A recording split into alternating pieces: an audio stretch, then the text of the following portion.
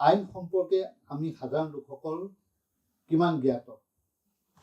যেতিয়া আমাৰ প্ৰয়োজন হয় তেতিয়া আমি এখন নিৰ্দিষ্ট আইনৰ বিষয়ে অধ্যয়ন কৰি লওঁ আৰু সেই অধ্যয়নৰ ভিত্তিতে আমি আগবাঢ়ো কিন্তু এনে কিছুমান আইন আছে এনে কিছুমান বিধি আছে যিখিনি আমি সদায় জনা উচিত আৰু এনে এখন আইনৰ ভিতৰত এনে এটা বিষয়ৰ ভিতৰত আটাইতকৈ গুৰুত্বপূৰ্ণ হ'ল বৌদ্ধিক সম্পত্তিৰ অধিকাৰ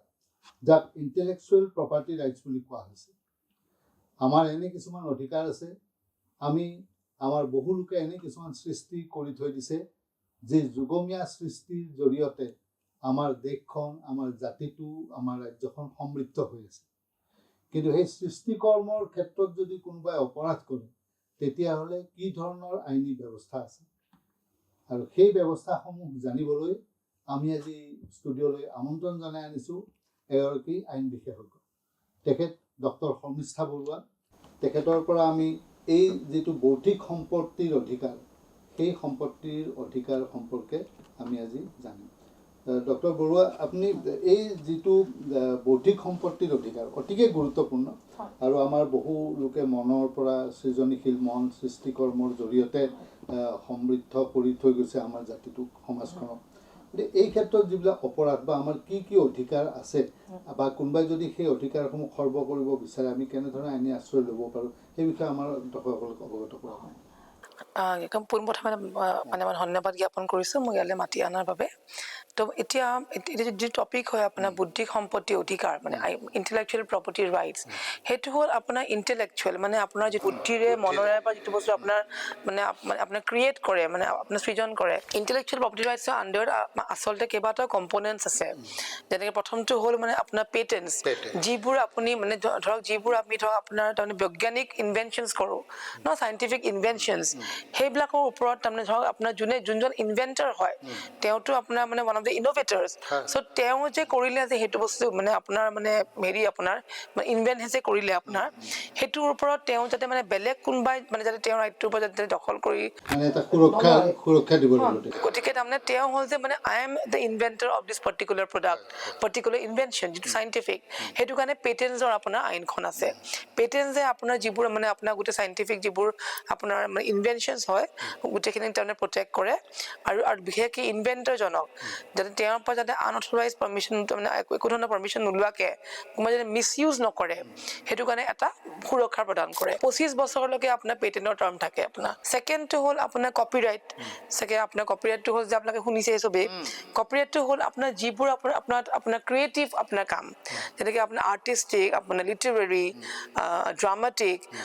চিনেমাটোগ্ৰাফিক সেইবিলাক গোটেইখিনি আহি যায় আপোনাৰ গতিকে তাৰমানে কপিৰাইট বুলি কোৱাৰ লগে লগে আপোনাৰ লিটাৰেৰী আণ্ডাৰত আহিব আপোনাৰ বুকছ লিখা লেখকখিনি এইখিনি পায় দেন আপোনাৰ আৰ্টিষ্টিক ক্ৰিয়েশ্যনছ আৰ্টিষ্টিক ক্ৰিয়েশ্যনৰ ভিতৰত মানে আপোনাৰ নানানটা বস্তু আহি যায় পেইণ্টিংছ ড্ৰয়িংছ দেন আপোনাৰ ইনফেক্ট আপোনাৰ আৰ্কিটেকচাৰেল যিবোৰ আপোনাৰ লেআউট ড্ৰয়িংছবোৰ সেইবিলাকো সেইখিনিও কাভাৰ হয় আৰু আপোনাৰ যেনেকৈ আপোনাৰ ড্ৰামাটিক পাৰফৰ্মেঞ্চেছ মানে আপোনাৰ ড্ৰামাটিক ৱৰ্কছ আপোনাৰ চিনেমাটোগ্ৰাফিক ৱৰ্ক সেইখিনি গোটেইখিনি তাৰমানে প্ৰটেকশ্যনখিনি দিয়া যায় আৰু কপিৰাইটৰ টাৰ্ম অফ প্ৰটেকশ্যন ইজ চবতকৈ লংগেষ্ট আৰু এটা বস্তু এটা খুব ইণ্টাৰেষ্টিং কথা কপিৰাইটটো আপুনি ক্লেইম কৰিব নালাগে the moment when you create something মানে within the domain of copyright you automatically get the copyright but then কি হয় তাৰমানে আপোনাৰ তাৰমানে ৰেজিষ্ট্ৰেশ্যনটো কৰিলে আপোনাৰ ধৰক মানে ইন কেছ অফ ইনফ্ৰিঞ্জমেণ্ট তেতিয়া ধৰক তাৰমানে কিছুমান তাৰমানে চুট ফাইল কৰোঁতে সুবিধা হয় তাৰ উপৰিও কিছুমান তাৰমানে আপোনাৰ তাৰমানে নেইবাৰিং ৰাইটছ বুলি কয় কপিৰাইটৰ লগত অলপ এক্সটেণ্ডেড ৰাইট কিছুমান আছে 3টা ডমেইনে পায় সেইটো এটা হ'ল মানে আপোনাৰ পাৰফৰ্মাৰ্ছখিনিয়ে পায় দেন আপোনাৰ চাউণ্ড ৰেকৰ্ডিং আৰু আপোনাৰ হ'ল ব্ৰডকাষ্টিং অৰ্গেনাইজেশ্যনছ তেওঁলোকৰ টাৰ্মটো হ'ল আপোনাৰ 25 বছৰ সেইখিনিও কিন্তু কপিৰাইটৰ আণ্ডাৰতে থাৰ্ড কম্পনেণ্টটো হ'ল আপোনাৰ ট্ৰেডমাৰ্ক এতিয়া ট্ৰেডমাৰ্ক বুলি ক'লে I would like to give an example আপুনি কেতিয়াবা এইটো শুনিছেনে এডিডাছ এবিবাছ এডিডাছটো হ'ল যে আপোনাৰ অৰিজিনেল ব্ৰেণ্ডটো এবিবাছ বুলিতো বহুতে দেখা পায় নহয় কাপোৰ চাপোৰে সেইটো হ'ল আপোনাৰ ফেক ব্ৰেণ্ডটো ট্ৰেডমাৰ্কটোৱে সদায় মানে এটা কোম্পানী এটা ব্ৰেণ্ডটোক ৰিপ্ৰেজেণ্ট কৰে ব্ৰেণ্ডক প্ৰটেক্ট কৰে TM যে দেখোঁ আমি চাৰ্কল দি পেলাই তাৰপৰা আপোনাৰ তাৰমানে পিছত when the trademark gets মানে registered it becomes R so ট্ৰেডমাৰ্কটো সেইটো এটা বস্তু আৰু ট্ৰেডমাৰ্কটো দিয়া হয় আপোনাৰ 10 years so it gets renewed fourth কম্পনেণ্টটো হ'ল আপোনাৰ জিঅ'গ্ৰাফিকেল ইণ্ডিকেশ্যন, ভৌগোলিক মানে সংকেতক শুনিছে, স্বীকৃতি বা আপোনাৰ সংকেতক। আপোনাৰ GI বুলি কয়, GIটোতো বহুতে শুনিছে, কিন্তু GIটোৰ বিষয়ে ধৰক মানুহৰ অলপ এৱেৰনেছটো কেতিয়াবা অলপ কমি থাকে। অভাৰঅল IPR ওপৰতে অলপমান এৱেৰনেছটো অলপমান কমি থাকে। GIটোতো এতিয়া আপোনাৰ অসমৰ ফাৰ্ষ্ট GI হ'ল আপোনাৰ মুগা চিল্ক, ছেকেণ্ডটো হ'ল আপোনাৰ টি, আছাম টি। তেনেকে এতিয়া আপোনাৰ প্ৰেজেণ্টলি অসমত আপোনাৰ 41টা মানে GI ৰেজিষ্টাৰ্ড। আমাৰ অভাৰঅল ইণ্ডিয়াত তাৰমানে 400+ GI এতিয়া আমাৰ টোটেল। গতিকে GIটোৱে কি কৰে, GIটো মানে এতিয়া আপোনাৰ বাকীবিলাক IPR আটাইখিনি হ'ল মানে আপোনাৰ ইণ্ডিভিজুৱেল ৰাইটটো প্ৰটেক্ট কৰে। যোন ক্ৰিয়েটাৰ বা যোন ইনভেণ্টাৰ হয় বা যাৰ ধৰক ট্ৰেডমাৰ্কটো হৈছে, তেওঁলোকৰ নিজৰ ৰাইটটো তাৰমানে প্ৰটেক্ট কৰে। কিন্তু GI is the only IPR মানে which gives protection to the entire community of the producers, যিখিনি তাৰমানে প্ৰডিউচ কৰে, যিখিনি উৎপাদন কৰে সেই GIটো তেওঁলোকৰ গোটেইখিনিয়ে পাই যায়। এতিয়া GIৰো তাৰমানে কেটেগৰী আছে। এটা হ'ল মানে আপোনাৰ এগ্ৰিকালচাৰেল প্ৰডাক্টছ, নেচাৰেল বা এগ্ৰিকালচাৰেল প্ৰডাক্টছ। নেক্সট হ'ল মানে আপোনাৰ মেনুফেকচাৰ্ড গুডছ। সেই এটা পাৰ্টিকুলাৰ কমিউনিটিৰ মানুহখিনিয়ে তাহাঁতেই জানে মানে how to manufacture that goods. So' তেওঁলোকে পাব। যেনেকৈ আপোনাৰ বাহিৰৰ ফালে আছে আপুনি মিৰুট চিজাৰ্ছ, সেইখন আপোনাৰ মেনুফেকচাৰ্ড গুডছত পৰে। ৱাইনছ, স্পিৰিটছ কিছুমান যিবোৰ আপোনাৰ লোকেলি মেড হেৰি আপোনাৰ সেইবিলাকে পায় GI। দেন আপোনাৰ হেণ্ডিক্ৰাফ্ট, হেণ্ডলুম আইটেমছে পায় GI। তেনেকৈ আপোনাৰ GI বস্তুখিনি আহে মানে প্লেণ্ট ভেৰাইটি প্ৰটেকশ্যন। এতিয়া প্লেণ্ট ভেৰাইটিটো হ'ল আপোনাৰ plant variety and farmers rights. এতিয়া আপোনাৰ ধৰক কিছুমান আপোনাৰ হাইব্ৰিড মানে আপোনাৰ যে প্লেণ্টছ বনায় বা আপোনাৰ কিছুমান প্লেণ্টছক আপোনাৰ ধৰক বেলেগ ধৰণৰ কিছুমান ক্ৰপিং টেকনিক্স তাৰমানে ইউজ কৰে, বা ধৰক মানে আমাৰ যিখিনি খেতিয়কসকলেও তেওঁলোকেও ধৰক কিছুমান নিজা কিছুমান আপোনাৰ টেকনলজি ইউজ কৰি পেলাই কিছুমান ধৰক আপোনাৰ যিবোৰ ইণ্ডিজিনিয়াছ টেকনলজি ইউজ কৰি পেলাই মানে কিছুমান প্লেণ্টছ বনায় বা কিছুমান প্লেণ্টছ গ্ৰ' কৰে, সেইখিনিকো তাৰমানে প্ৰটেকশ্যন দিয়া হয়। সেইটোও এটা IPR, কাৰণ কিয় নিজৰ বুদ্ধিৰ বলত কৰিছে এইখিনি। তেনেকৈ আপোনাৰ IPRখিনি গোটেইখিনি বস্তু আহি যায়। চাব গ'লে আপোনাৰ IPR components 8টা।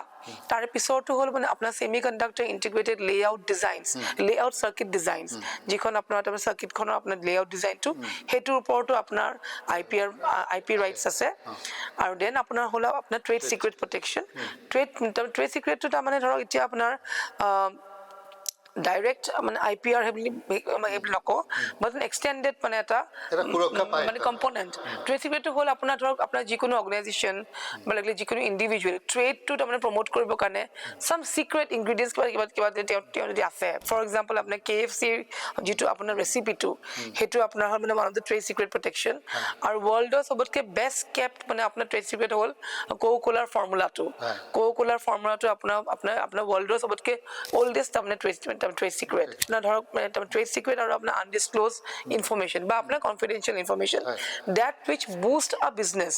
Or an organization, সেইটোক কয় আপোনাৰ ট্ৰেড চিক্ৰেট প্ৰটেকশ্যন। তাৰে কাৰণে কোনো ধৰণৰ এক্ট নাই এতিয়ালৈকে, একো ধৰণৰ মানে ধৰক এনেকুৱা আইনী ব্যৱস্থা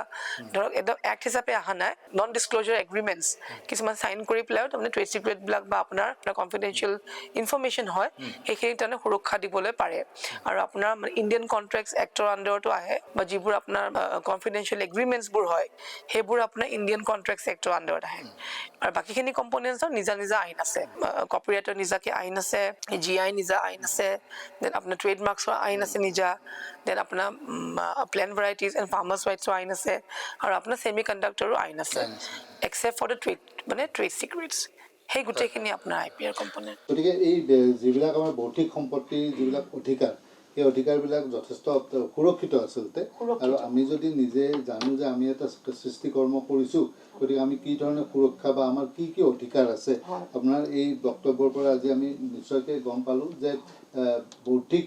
সম্পত্তিৰ অধিকাৰৰ ভিত্তিত কেইবাটাও কম্পনেণ্ট বা উপাদান আছে। তাৰ ভিতৰত যিকেইটা আছে যে পেটেণ্ট, ট্ৰেডমাৰ্ক, কপিৰাইট, ভৌগোলিক স্বীকৃতি, semi conductor, integrated circuit, layout design, trade secret ইত্যাদি, এই গোটেইকেইটাৰ বিষয়ে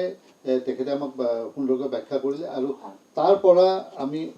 নিজেই গম পাম যে আমি যিটো কাম সৃষ্টি কৰিছোঁ সেইটোৰ সুৰক্ষা আমি কেনেদৰে লাভ কৰিব পাৰোঁ? ইয়াতে just এটা বস্তু এড কৰোঁ তাৰমানে আপোনাৰ কিয় কি তাৰমানে ভাইলেশ্যনছ বহুত হয়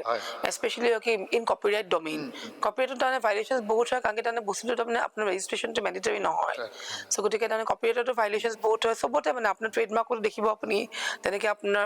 মানে আপোনাৰ গুচি অৰিজিনেল ব্ৰেণ্ডটো তো তাৰ আপোনাৰ নামৰ আখৰকেইটা চি কেইটা উল্টাই পেলাই তো সেইটো আপোনাৰ ইনফ্ৰিঞ্চমেণ্ট ট্ৰেডমাৰ্কৰো ভাইলেশ্যন হয় তেনেকৈ আপোনাৰ ভাইলেশ্যনছ বহুত হয় কিন্তু সেই লখনৰ বিষয়ে যদি অলপমান জানে আৰু